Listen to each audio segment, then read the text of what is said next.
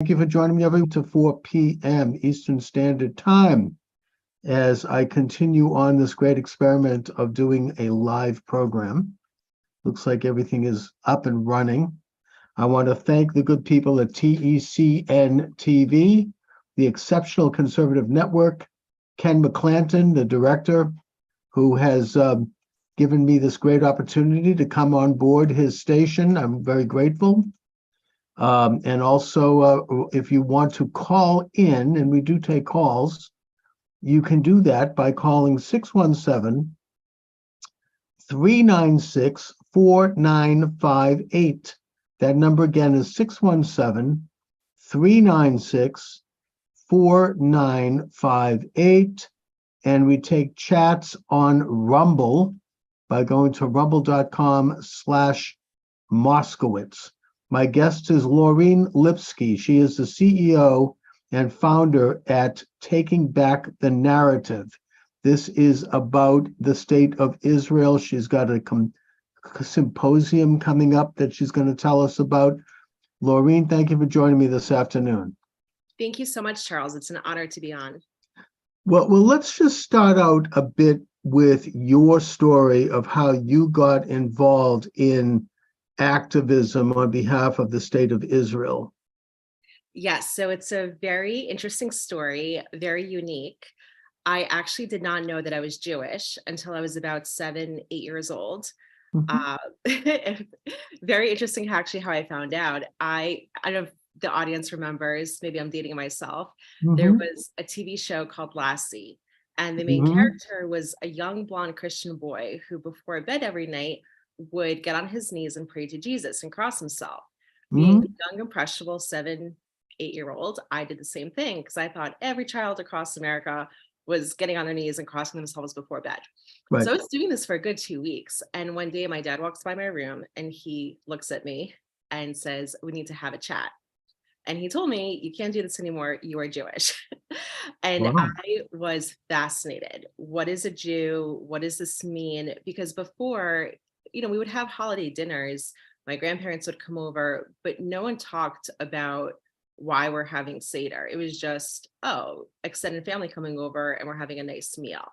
So I wanted to learn everything there was about being Jewish. And so I begged my parents to send me to Hebrew school. My town where I grew up was about 25% Jewish, and not observant, but just genetically, culturally Jewish. Indeed. And my father refused, and he said the rabbi, and we only had one synagogue in our town. So he said the rabbi's too liberal. We did not just flee communist Russia for you to study under a liberal rabbi. We don't need this propaganda in the house. And so that was it. I was shut out from Hebrew school. So I was a child. So let me just interject. So your parents were recent immigrants from Russia? Very recent. So I was born in 82 and they had come in 79. Right. And I think that that's typical of a lot of Russian Jews who left Russia around that time. I mean, they were inculcated with the communist Soviet system. They had no real understanding of Judaism, even as an identity. But yet they still knew they were Jews, but didn't go much beyond that. But they also despised socialism and communism. So that makes sense. I'm going to correct a little bit on that. I pushed back. Okay. So as an identity, fortunately, they knew, but in an unfortunate realm, because on every passport within the USSR, Jews had not, Soviet, but they had J for Jew. I see. So my mom, I remember she was telling me recently that growing up, she would have done anything to have Belarusian on her passport and not Jew. And she said, but both my parents experienced massive anti-Semitism growing up, and it was everywhere. It was state-sponsored, trickled down to getting jobs and how teachers even treat students, and of course, on the playground and everywhere. So Jews were definitely reminded who they were as an identity. And that, I'm surprised over that only because didn't communism promise to end anti-Semitism by ending Judaism and all religions? I mean, in the beginning, right. So my grandmother, she was born in 1921. So she said when she went to school, if anyone was anti-Semitic, they would actually be expelled from school, and anti-Semitism was punished.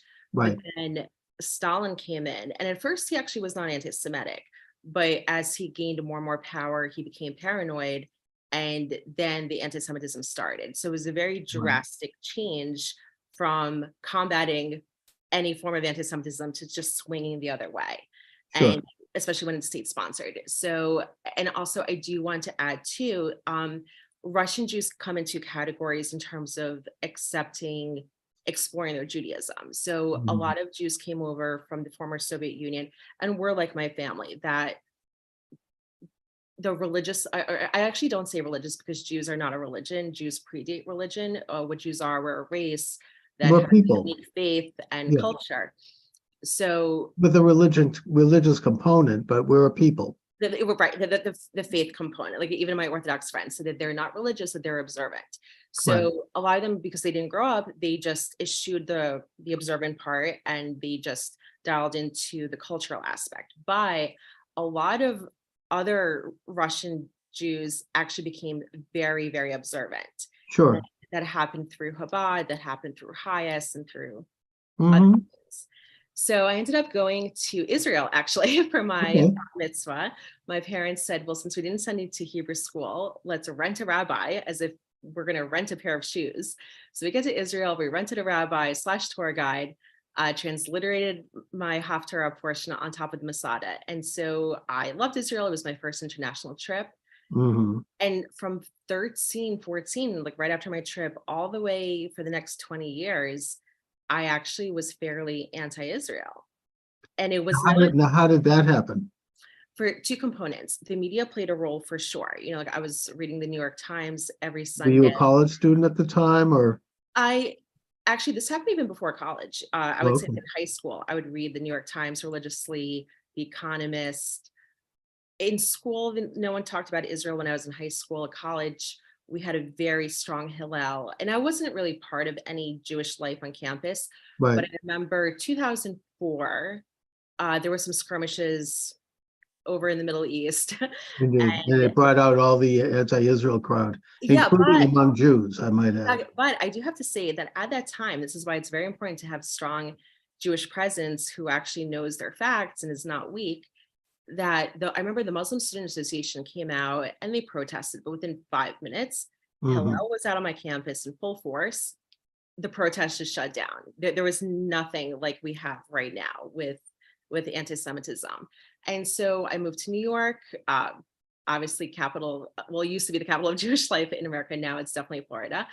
And I still did not identify that much with Jews. Most of my friends were not Jewish. I very much thought I was a WASP and joined the junior league. And I was spreading anti-Semitism because I was repeating the misinformation that I was reading. Hmm. I did join Jewish organizations, and then it was the same thing. You know, they kept saying West Bank and Palestinians, or they would focus on biblical times and just fast forward to 1948. And I found that we're not filling in that 2,000-year gap. That's when the lies come in, because people say all Jews left, which is not true Of whatsoever. course, of Many Jews course. stayed. So when people say all Jews left, the Arabs came in. So the next logical assumption is, well, if the Jews were gone for 2,000 years and the Arabs came in, so now it's Arab land. And so Jews just came back is the lie as victims in 19, let's say 45 after the Holocaust, and now they're stealing the land of the Arabs. Right. And that's what so Well, many, that's the Arab position. and it's also a lot of, And by the way, not all Arabs either. That's no, not all Arabs. I actually am friends with many Muslim Zionists, and they seem to know more about Jewish history in the land of Israel than most Jews. oh yeah, for sure. Yeah. So that was my Zionism journey. Then I had my aha moment in 2014. I had come home from work, turned on CNN that I was watching at the time. I stopped watching CNN completely in 2017. Yeah. And I remember this was the first Hamas war. They were interviewing Hamas officials, but did not give any airtime to anyone on the Israeli side. And even with my fairly anti-Israel sentiment, something did not sit well with me. Hmm. And at the time, I also remember I went on Facebook. I had 3 Israeli friends, which is laughable to me because now a lot of my friends are Israeli and in person in Israel. Mhm. At the time, they were only online. And I remember that they were showing the war from their backyards. And so what they were showing through video was very different from what I was seeing on CNN. So I had joined a lot of, at the time, secret Facebook groups that were pro-Israel. And I Mhm. just wanted to learn information. I wanted to really understand what led to this war, what's going on. And Right. every time I would find out a little tidbit about the history, I would share it to my network. And my network was not just Jewish people, it was people of all backgrounds. Mhm. And that's what I just started doing, like a little bit once a week, a couple times a week, once a day. And then it just became something that I truly wanted to focus on. And I became a Zionism educator after many years. And now you've launched this organization called Taking Back the Narrative. Mhm. I assume you've been to Israel a number of times at this point, Yes, so you've yes, I've been you've 6 really, times. you've learned the country, you've learned the culture, you've learned what it is that makes Israelis who they are, and it's a very complex society, probably one of the most complex in the world. Um, and you have events coming up where you're offering educational seminars. I mean, talk a little bit about what you're doing over there at Taking Back the Narrative. Yes, so again, just having been part of so many Jewish organizations, and I've sadly had to drop most of them for truthful reasons, just because I feel like right now the space is dominated by slogan Zionism, saying Mhm. I love Israel and hummus not Hamas. It's not effective. What really works is filling in that historical gap, utilizing correct terminology. And unfortunately, there's a dearth of that in the field. And I would have loved, you know, not to have had to do this. I mean, I love what I do, but I wish that this was already in place long before I had launched Taking Back the Narrative. And Right. so I figured posting online is effective, but what's even more effective is empowering other people to then spread information through these classes. Hmm. So it's called Israel Explained Through the Lens of History. And it's exactly that. We go through detailed history from biblical times to 1948 and filling in that rich Jewish gap. How many people know about the fact that Gaza was a Jewish port city Oh yeah, for yeah. thousands of years? Not many. Even I did not know that Oh, until for a couple of sure. years ago, right? Hmm. Or how many people know that there were numerous aliyot back into Israel, and not in the 19th century, but starting in the 14th century, that there Oh yeah. were French rabbis that came in the middle of Always people trying to make their way. It was very exactly. dangerous and it was hazardous to do it, but you could look at every generation of Jews, all the way from Roman times right up till today, trying to make Aliyah to Israel. I mean, that's just part of it's a basic function, a cornerstone of Judaism. Exactly. And it wasn't always dangerous. Actually, for most of the Ottoman Empire, they were quite welcoming to Jews. Oh There were yeah, different sanjaks, and Jews were just treated as one of many religions. And of course, there was a dimitude under Islam. But what a lot of people don't know about, and I just learned about this maybe like 5 years ago, Christians were actually treated much worse oh yeah, upon no, for sure. Yeah. right. And then, of course, in 1882, the Ottomans stopped all immigration into Jewish Palestine. And then they imported Arabs into what is now Judea and Samaria. There was also forced conversions of Jewish communities within Judea and Samaria. But it's a fascinating history. And It so, is. really learning the ins and outs of the history of the land, history of our people, and then also appreciating other cultures that Mhm. are very much part of Israel, like the Bedouins, right? The Nabateans, Bedouin people, and they were there for thousands of years. You have a strong Druze community that very Zionist. You have Very this, Zionistic, yeah, and you even have the Samaritans yes, who are, I think some of them are pro-Zionist, some anti, but mhm, they, they practice a form of Judaism that goes all the way back to the days of the building of the Second Temple, and it's a fascinating group. Okay, now I want to give out the phone number in case anyone would like to join us. We're talking Israel. We're refuting some of the I would suggest propaganda that's anti-Israel, and at the same time, we're looking at truths. Israel's not a utopia. It's not perfect either. No. Six one seven. And it should not be either. No, of course not. That's not the idea. Only the Messianic age is utopian. 617-396-4958. 617-396-4958. You're welcome to join the conversation. If you're listening over at TECN TV, come on in. 617-396-4958. And you can chat with us on rumble.com/Moskowitz. And check it all out. Laureen Lipsky is my guest, CEO and founder of Taking Back the Narrative. Mm-hmm. You know, before we go into a discussion of current events in Israel, I'm going to put on a bit of a devil's advocate hat here, because I'm also surrounded by people who, even though they have an anti-Israel agenda, including people in my own family, there are issues that have to be answered. They've been to Israel in some cases, and they believe that the Palestinian Arabs living in Judea and Samaria are being mistreated, and that they are, being pushed out of their land, and you have this contest going on, and that it's not fair.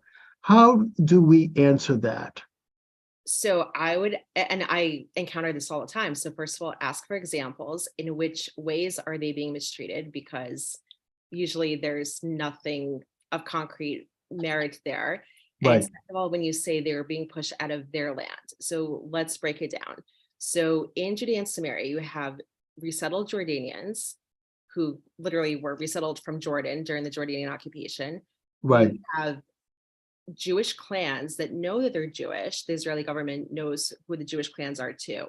So they're the only ones who actually have claims to the land. Then you have the Arabs that were imported in during the British occupation and during the Ottoman occupation. So when you're talking about land, first of all, like if you're talking about Sheikh Jarrah and what happened there, they're land deeds. They're Jewish groups. Well, you have a situation, I think, correct me if I'm wrong, where you've got squatters on properties, and they've been there for a long time, and there's attempts to evict them, and that they're portraying this as ethnic cleansing when... Right. So you're talking about Sheikh Jarrah and what happened there. So what really happened there, so there was a Jewish group that had land title to Sheikh Jarrah from the 1800s. They were ethnically expelled during the Jordanian occupations. And what happened, Jordanians resettled Jordanians in there.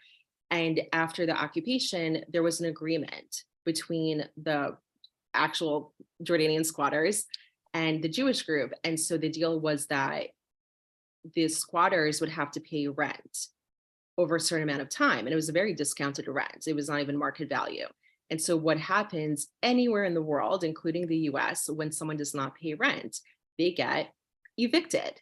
And so this was not just a missed payment here and there. It was deliberate non-payment for close to 2 decades. Yeah. Okay. So it was only fair to evict them, and they don't have land rights.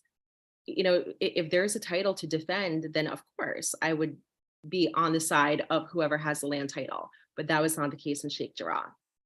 Okay, so, and I just want to go over a little bit of history as well. As we mentioned, the Jewish people have, in every generation, tried to make Aliyah to Israel, have made Aliyah.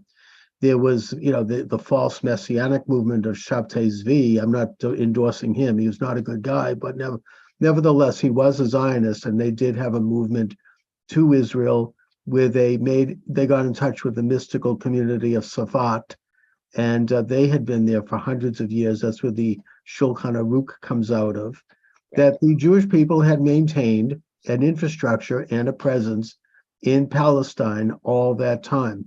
And by the way, the word Palestine comes from the Roman times, when Hadrian, after defeating Bar Kokhba, which was the last open rebellion by Jews in 138 AD, he felt that the Jewish people no longer existed, so he renamed the country from Judea to Palestina to mock the Jews, because that was the name of the ancient Philistines. and he renamed Jerusalem Alia Capitolina and put a statue of Apollo on top of the destroyed temple. So the idea being that the Jews no longer existed, but they did exist, and they continued to develop a Talmud, the Babylonian Talmud, or the Jerusalem Talmud, or the Palestinian Talmud, and they continued to try to develop their communities from that time ever since.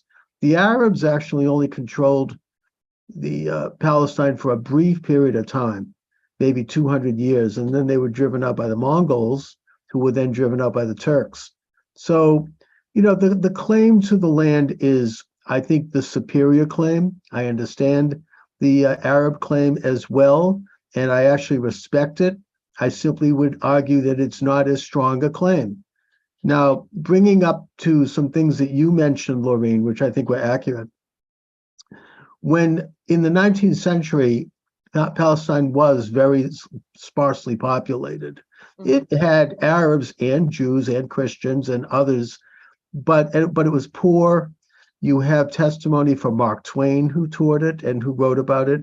You have testimony from President Ulysses Grant, who visited it and wrote about it, and how poor it was, and how backward and how underpopulated it was, and how underutilized it was. And by the way, they were both Zionists.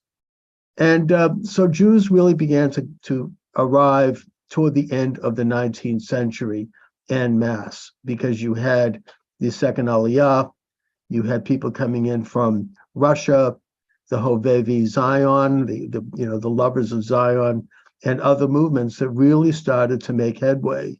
So it didn't just happen after World War II. I mean, there was a huge influx. And that when they started to arrive and build their communities and build their farms and their cooperatives and their industries, you had also an influx of Arabs who went there for economic reasons. They wanted to get jobs. They wanted to benefit from this development. So most of the Palestinian Arabs there today really began to settle in Israel around the same time the Jews settled in Israel.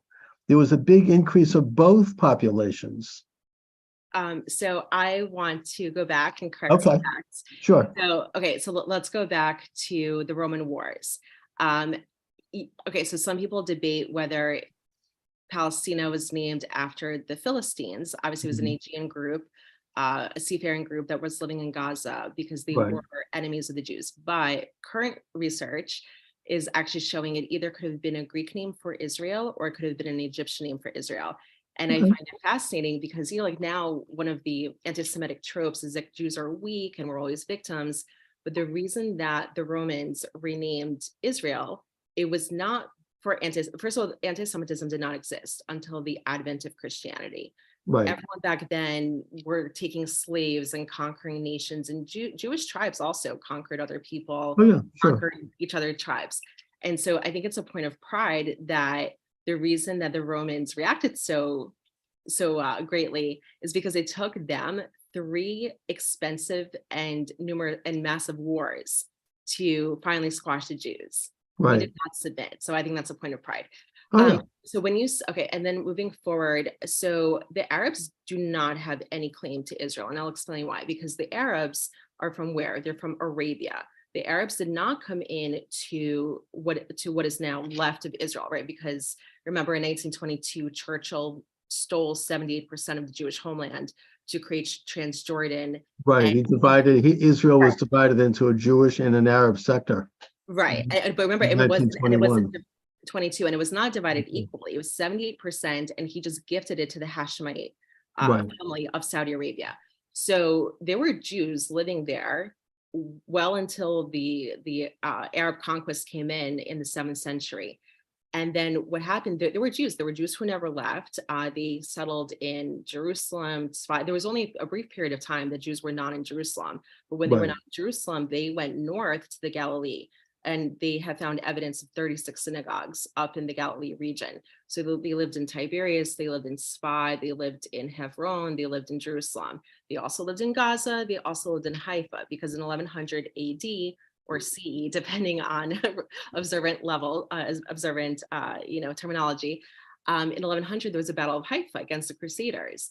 And when historians went back and noticed who was fighting in the battle, it was actually mostly Jews with some of their Muslim compatriots. So there were Jews mostly in. Oh, yeah. And also, I think that it's safe to say that it was really the Arab Caliph Ali, who was the second caliph after Muhammad, who actually invited the Jews to go back to Jerusalem. I mean, it had been the Byzantine Right. Christians that had kicked the Jews out and had persecuted the Jews. There was a brief period when the Persians came in and there was a Jewish state for about 15 years.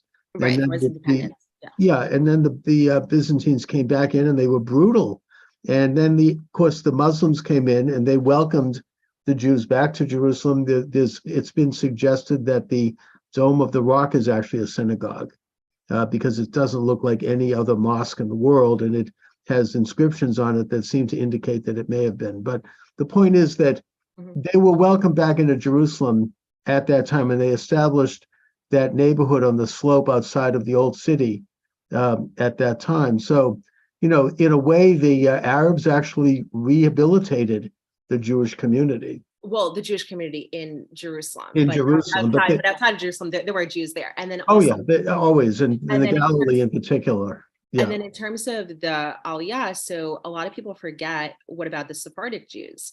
There was Ladino was the dominant language in Israel for hundreds of years, because during the Inquisition and after, where did Jews go? Yes, like a lot of Jews were rescued by the Ottomans and ended up settling in what is now Turkey, but a That's lot right. more came back, and they came through Gaza, then they settled in Jerusalem and all over. And I think that when people say like, oh, it's only the Ashkenaz Jews that came back in the 19th century en masse, it's forgetting about about our Sephardic. The Ladino arrival in response to the Spanish and Portuguese Inquisitions of 1492 and 1498. That the Ottoman Sultan opened the door to Jews, and a lot of them came in. Well, a lot of them came to Turkey, but a lot of them came back, back to into Palestine. Israel, right, into Israel. And then there was the Hasidic Aliyah of the late 1700s. There was the Kurdish Aliyah of the late 16th century. You have the Yemenite Jews who actually settled Silwan. All the Arabs claim that like, oh, Silwan is Arab. It was actually the Yemenite Jews. Yemenite Jews, exactly. Settled that. So it's fascinating. And so when just learning all of that history, it paints a picture that this was not just abandoned land that Arabs just came into. And so you were right. So the greatest influx of Arabs came between the world wars. And why? Because it was the Jews who by that time had already started rebuilding the land. They were the ones who were draining the swamps of the area. And so when we talk about the Arabs and their claim to the lands, so you had the Ottomans who were not even considering Palestine to be an important land. No, they didn't even have it was just South Syria. It wasn't even a separate. It was part of South Syria. It was malaria filled. So many people died from malaria and other natural disasters. And like you said, that's why at many points during history, it was very sparse. However, the Arabs that were there, a lot of them worked as serfs for the affluent Arab landowners. And where did the Arab landowners live? A lot of them ruled and lived in Damascus. And so they were serfs, they were not getting paid much, but being an empire, they needed taxes. So they were charging these serfs a lot of taxes. So the Arabs, in a way, were smart. And they said, you know what, we don't want any land leases that you're offering us, because if you give us a land lease, we have to pay taxes on that. And hence came the problem, right? Because these Arabs don't have land leases on the plots of the plots of farms that they worked on. And so obviously when Jews started rebuilding the land and then you had the British come in, there were no leases to any of those Arabs. So right. Although in all fairness, there were about 9 or 10 Arab clans, including the Nashibis and the Husseinis, who did own land in Palestine. And they also were wealthy. I'm talking about like the average Arab serf. Okay, but there were some settled Arab tribes in Palestine. They were mostly Bedouins, remember? And Bedouins are interesting too, because some of them, remember, all the Bedouins came from Saudi Arabia originally, from the Arabian Peninsula. Right. And Jews lived there too, because after the destruction of the first temple, a lot of Jews moved to Saudi Arabia and moved there as traders. And at one But point, then they were driven out by the forces not of Muhammad. not all of them. And so Okay. they didn't kill all the Jews. And actually, there were 12 Jewish communities in Saudi Arabia.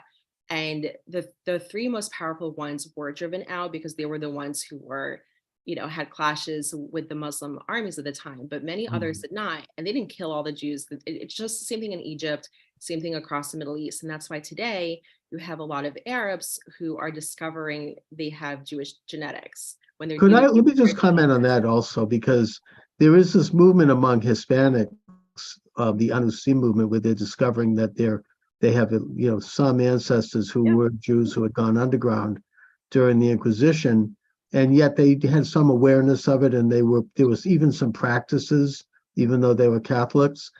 The same thing I think is possibly true amongst many of the Palestinians who can trace their ancestry back. They probably were Jewish at one point. And, I would encourage them to look into it. When you say Palestinians, which group are you referring to? Because there's Gazans, there's I'm talking about those who really have some ancestry in Palestine, not the new arrivals. Yeah, so I think it's really important and I really emphasize this to my audience and in these classes again, there's 7 different groups that are considered Palestinians. Okay. And Palestinians is a term that was coined and invented by the KGB in 1967. And it was an anti-Semitic political tool. Absolutely right. In fact, they trained Arafat in Russia to develop al-Fatah. And Abbas. Yes.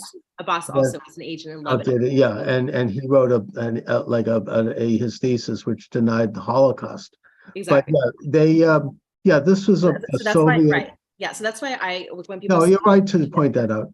And in fact, I think that back then it was known as West Jordan, and I think that one of the first so-called Palestinian leaders, it was before Arafat, I forget his name, he actually was on the record as saying, Jordan is Palestine and Palestine is Jordan. Yeah, it was actually a PLO leader from 77. So, I think it's a misnomer to call them Palestinian leaders because it gives validity that they are some separate group, and it's not. So we don't say Hamas presidents and Hamas leaders, we call them terrorists. And same thing with the Palestinian Authority. What are they? It's a terrorist group that has stolen 2/3 of Judea and Samaria. That's all that it is. The Oslo Accords of what it was in 1995, many people rightfully call it the Oslo Terrorist Accords. They had no business being there.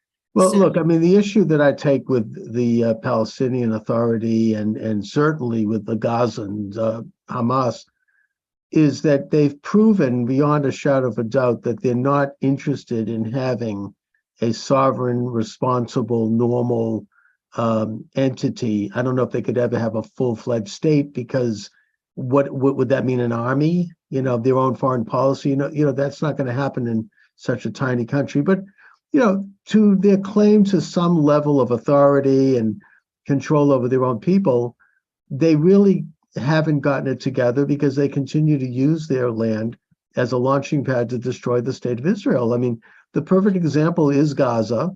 Gaza was Judenrein, stripped of its Jews by none other than Ariel Sharon as part of an agreement.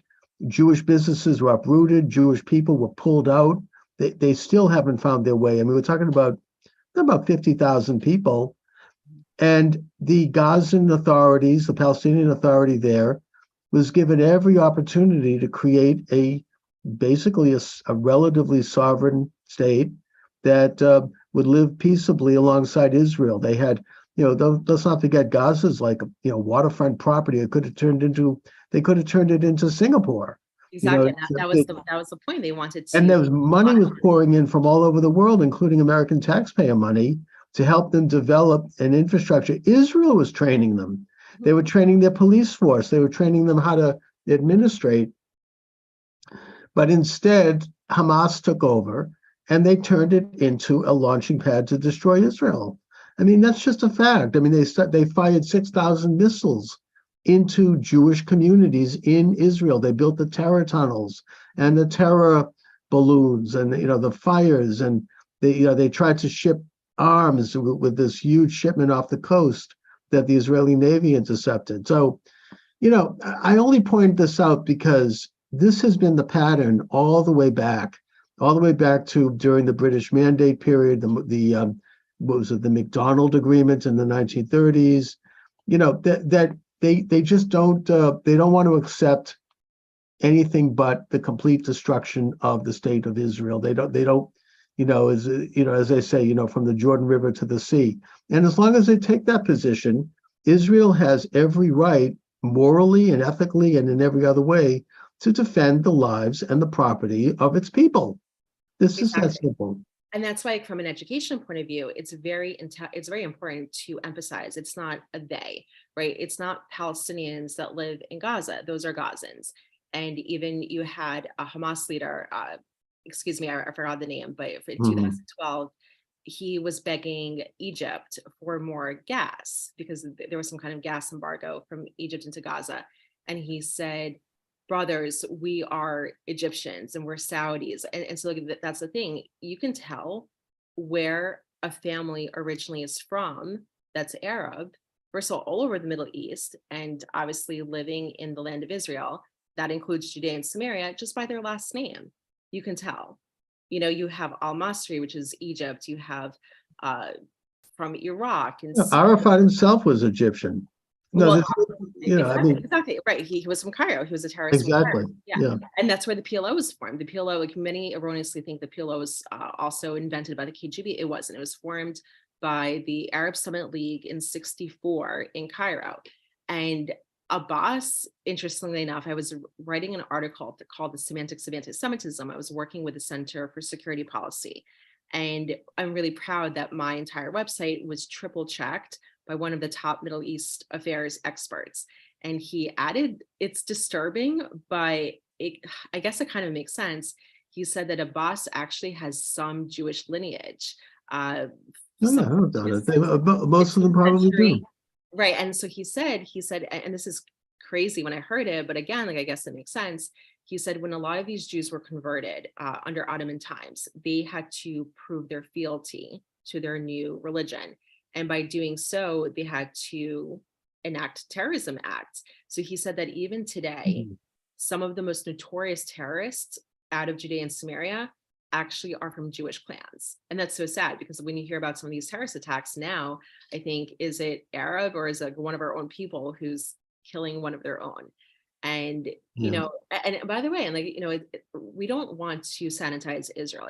Israel also made mistakes. And one of them, and that's the thing, Israel's a country. It's not some state that has to be held to a higher standard like any other country. Just like Jews are a people, and we should not be held to a higher standard. No, I don't know if I agree with you on that. I think it is a higher standard. I think that's where anti-Semitism comes in, because I'm not saying that Israel should be allowed to do what it wants, but I'm saying we do not judge. But the Israeli army does hold itself up to a higher standard than even the American army. I mean, of course, and they put Jewish lives at risk in order to stop enemies that are trying to kill Jews. I mean, look, a recent example was that the Israeli army had to go in and reoccupy parts of Gaza to stop what was a genocidal attack on Israel. And the result was that 85 Jewish soldiers lost their lives. Now, Israel could have just dropped a bomb in the whole friggin' place if they wanted to. I mean, the point is, and that's what Syria would have done, or most other countries, but Israel. Or America. Right, but I'm talking about the double standard, right? People, I'm saying outside people expect, or even a lot of American Jews, they question why Israel retaliates or why Israel does this or that, and it's a lot. They would never question their own country for doing something. But if it's Israel, but they do maintain a higher standard. They are held to a higher standard. I don't have a problem with that. It is a Jewish state, and it does. Jews, look, we have an extra layer of observance in the Torah so we can know God, so we can serve God. That is part of who we are. I mean, I do think that, and it's one of the reasons we're hated. It's one of the reasons Jesus was hated. It's like, when you hold yourself up to a moral standard and you do so openly and you espouse moral principles, you're going to end up being somewhat of a target. And that is part of being a Jew, I think. But I think if we put in internal standards, that's fine. I'm talking about Yeah. the external standards. You know, Okay. like Jews here who like, you know, will question like, why did Israel do something where America would do something 10 times more intense? That's what I have a problem, right? They don't question why France retaliates against their terrorists, for example. Right. And I think that Israel's very careful about fighting the ongoing war in that they only try to target those who are trying to kill them. Absolutely. And they do so again at great risk and sacrifice to their own people. You know, they're dealing with a genocidal enemy, Mhm. and they do it, I think, with great restraint, and they take a very long view of it. And I think, look, their record is not perfect. It's a war, you know, and in wars, bad things happen. But all in all, I mean, in the aggregate, it's a very solid record of high standards, I think. Yeah. So I was talking about more about policy change. So, Okay. for example, Okay. you know, in after 67, when Jerusalem was reunified and Israel won back its ancestral heartland of Judea and Samaria, there Indeed. were Bedouin tribes. There were some Bedouin sheiks that came to Moshe Dayan and said, "We want to share something with you that we are Jews and we would like to be included back into the fold." And at the time, remember, labor was very Very secular. anti-Arab and not anti-Arab per se, but they also were very anti-Mizrahi, right? There was racism against the Mizrahim. So Yeah. Moshe Dayan said, look, we have enough on our plate with the Arab Jews, as he called them, even though that's not the right moniker. We can't deal with this now. And so the sheiks were very offended. They came back into their community, and suddenly many of them started calling themselves Palestinians, right? What a terribly lost opportunity. Exactly, You exactly. know, it's like when China, I mean, this is a medieval example, but the Chinese Khan asked the Vatican to send a delegation. They were thinking of becoming Catholic, and the Vatican said, "Oh, it's too far away." And I think they sent like 3 priests. I mean, but you know, if they had thought a little differently about it, it could have changed the whole world. So I mean, Absolutely. these are mistakes, to Yeah, put it and so bluntly. exactly, and even now, the Jordanian opposition leader, he said that the ultimate solution to this problem, because it's true, it's not even a conflict. A conflict is when you have two sides that are of equal moral grounding, and this is not a conflict. Like Right. conflict, I think more the U.S. and Canada having a border dispute. That would be a conflict. This is a war on Jews. So the Jordanian opposition leader has been saying for years that Jordan is the second state, which is true. So Jordan is Palestine. It's Arab Palestine. It is. It's a fact. Right. It should be renamed as such. And he said that there honestly should be a population transfer. So the resettled Jordanians should go back to Jordan. There are Jews, are genetic Jews living in Jordan, right? Because even the ancestral tribes were living in many parts of what is now Jordan. It should be back into Israel. And those clans that are Jews, they can decide if they want to be loyal to Israel, they can stay. And if they choose not to, then there's a Jordanian citizenship waiting for them. All And right, now, Laureen, now we're getting into a real controversy. We're bringing things up to today, and we're talking about how to improve the whole atmosphere there. I have heard it argued, and I think it's an interesting argument, that the 1.5 million Arabs living in Judea and Samaria should be offered Israeli citizenship, but only after going through a process that maybe a year of training and, you know, it's like how to be Israeli and, you know, a loyalty oath and all of the rest. And that people in that part of the world that don't want to participate in it, I don't know, I wouldn't like to use the word expulsion, Mhm. but, you know, maybe offered some kind of settlement or something.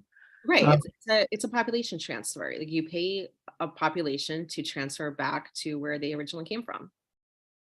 right. And the thing is, it's very controversial. And I think that it is something that is informally going on, frankly, in that you do have people who are offered money and settlement if they agree to settle somewhere else. I don't know if it's something that It's not something Israel, that's going on right now at all.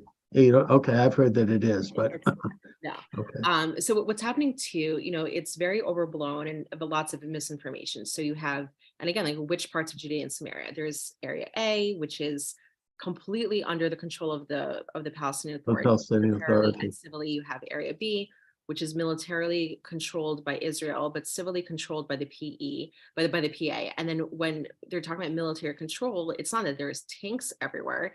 It just means that they're there for security measures. Sure. It's very mild. And then Area C is completely under Israeli control, Jews and Arabs. Right. So in terms of checkpoints, which is what everyone goes on about, any Jew who lives in Judea and Samaria, I have friends who do, and I've been there. I've been through those checkpoints.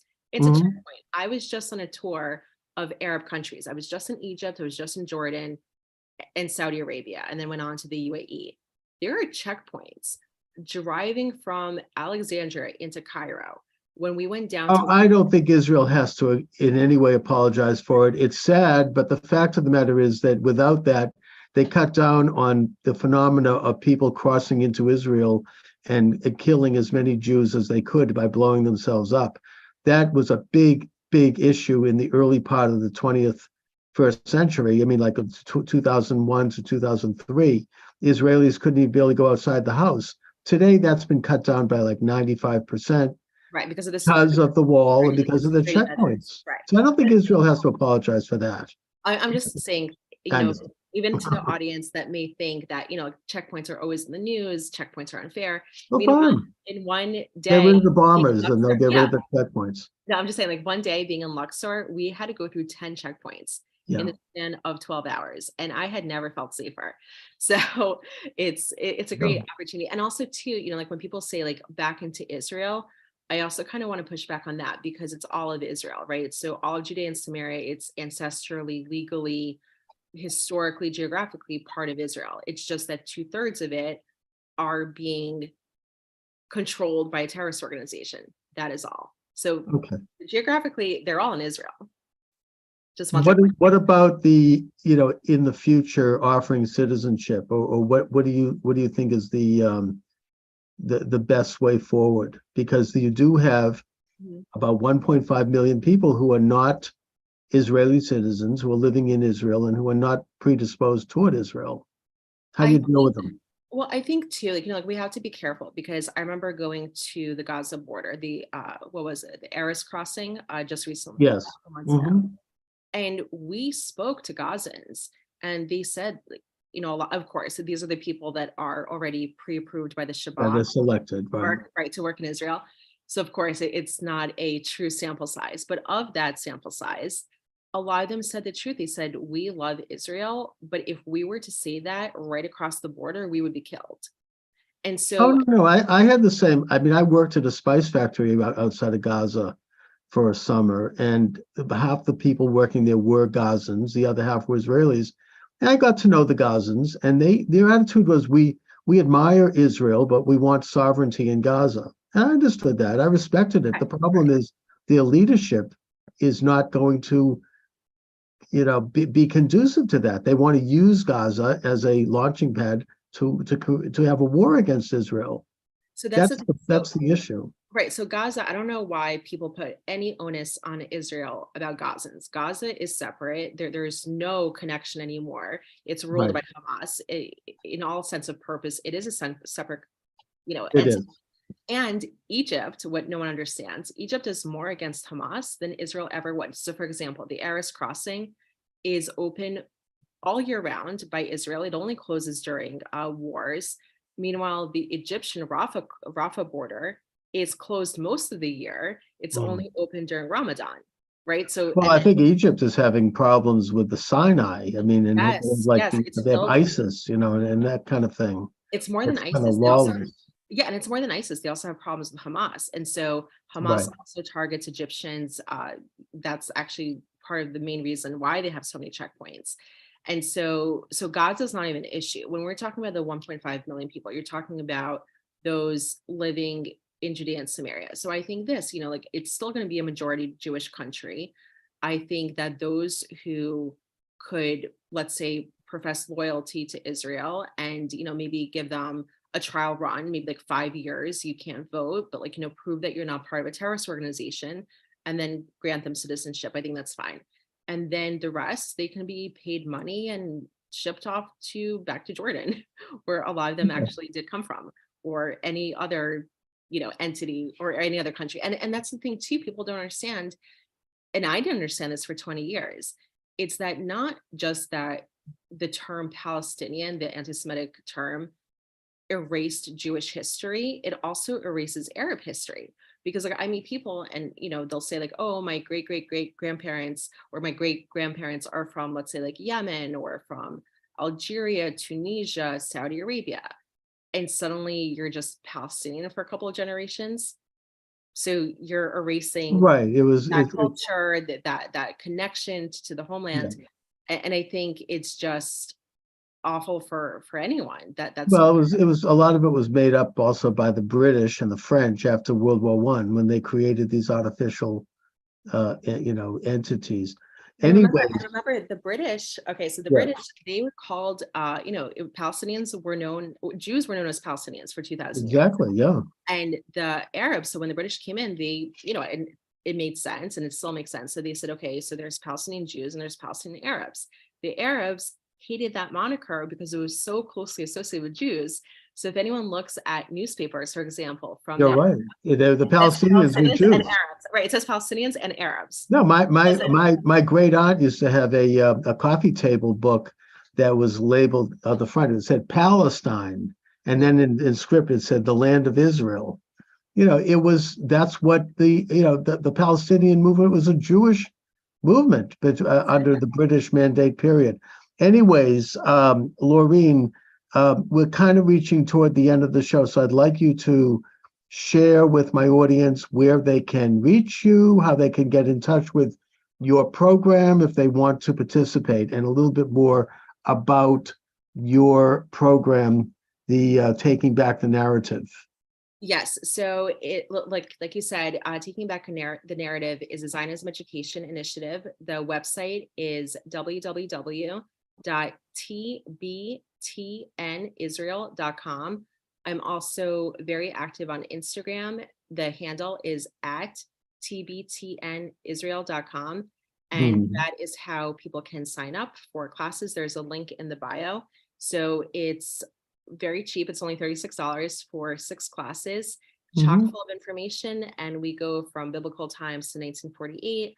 Also, and it's very unique too, because again, I come from an anti-Israel background of 20 years. And so I really know how the quote other side thinks. And so it's geared towards those who just want to find out more information, but it's also taught in mind for Zionism educators and leaders, how they better can equip their audiences with more correct information as well. Indeed, and you're doing very important work, and I hope that you're involved with some outreach to our campuses, because it's really getting ugly out there for Jewish students. I understand that I think the University of California, Berkeley recently announced that they would have no Jews involved in their legal clubs, because if you support the state of Israel, you're banned. And 95% of Jews do support Israel. Even people in some of those radical groups, they still want to recognize Israel's right to exist. I mean, for the most part. I could be wrong about that, actually. There is, but there is a growing anti-Israel movement among Jews. I'll send you a private email. Okay. All right, Laureen, listen, thank you so much. It's been very interesting. Be well, and take care. Thank you so much. Have a great day. All right, you too. So I want to mention that tomorrow I'll be joined by David Horowitz from the Horowitz Foundation. He's got a new book out about politics today.